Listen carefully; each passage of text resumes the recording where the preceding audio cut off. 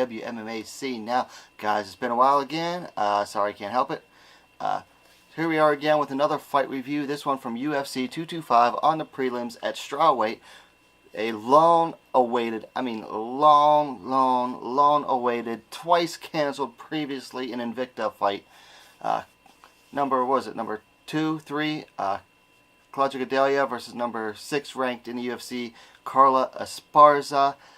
This fight, it was booked once, canceled due to a broken nose. Another time, Gadelha got sick because of her weight cut. She cut too much weight. This time it finally happened in the UFC. A lot of bad blood leading into this fight. And I'll tell you what, for the most part, this fight delivered and I think it might have been helped in part because of the bad blood.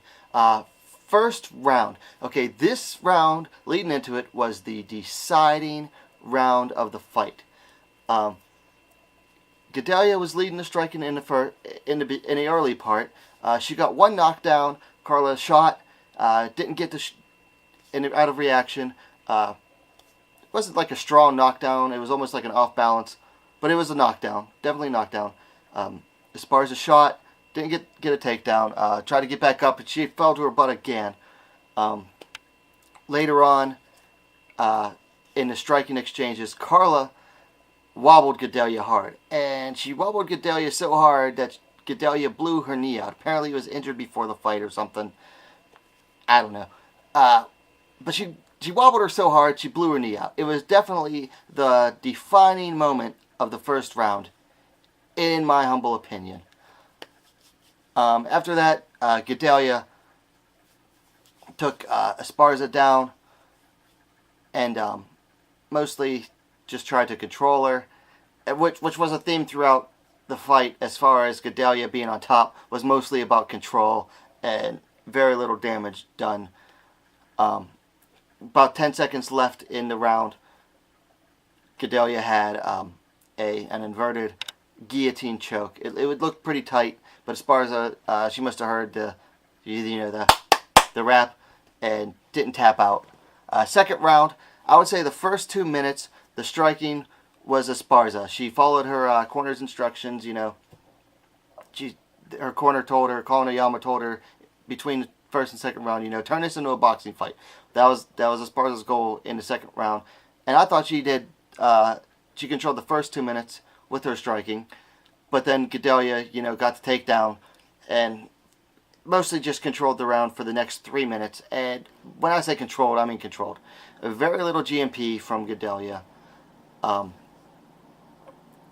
Actually, there was more activity from Esparza on the bottom with little, pitter-patter strikes and everything than there was from Gadelha. But still, I would definitely give the second round to Gadelha. Third round was, the striking was all Esparza. Gadelha had her moments on the ground for maybe the better part, like a minute and 10, minute 20, where again she did absolutely nothing. But I think judges probably gave that round to her anyway. I don't know, but still, actually Esparza, they got up and Esparza got her own takedown finally in the last 10 seconds and actually landed some meaningful GMP while she could. Wasn't enough. Third round, definitely Esparza. So it really comes down to how you judge this fight. Was it round 1 Gadelha, or round 1 based on the control and the initial striking exchanges? Or was it round 1 Esparza based on the fact that she had the most significant single moment of the round? I mean, she had Gadelha visibly wobbled, and Gadelha just totally changed her whole fight game plan after that. Round 2 was definitely Gadelha. Round 3, definitely Esparza.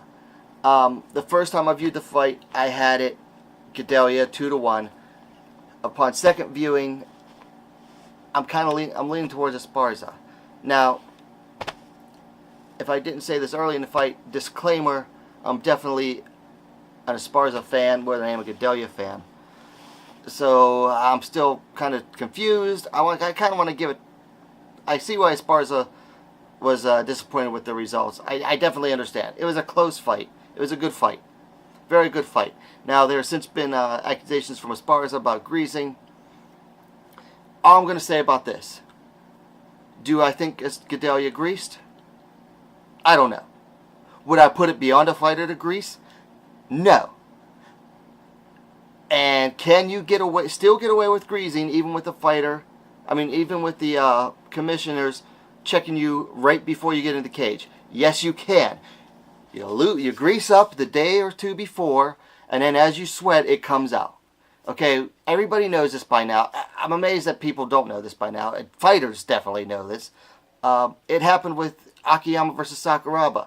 Akiyama put on a lot of lotion because, he practically lives in his tanning bed. And when he fought Sakuraba, the moisturizer started coming out in his pores, and he was very oily and slippery. So everybody knows that I'd say everybody who watches enough fights knows that you can definitely get away with greasing, even with the commissioners checking you before the fight, because you're not as sweaty. You're not sweaty. The oils aren't coming out. Now, did Gadelha grease? Again, I don't know. Would I put it beyond any fighter to find a loophole or an advantage? No, not in this day and age. I mean, I think we've seen enough positive tests out of USADA to know that fighters, will look for anything. Especially after Romero trying to use those extra 2 hours to make weight, allegedly. Guys, let me know what you thought about the fight in the comments below. Again, if you like this video, leave the thumbs up. And what are you waiting for? Subscribe to WMMA now, the fastest growing women's mixed martial arts platform on YouTube. Have a good night, guys.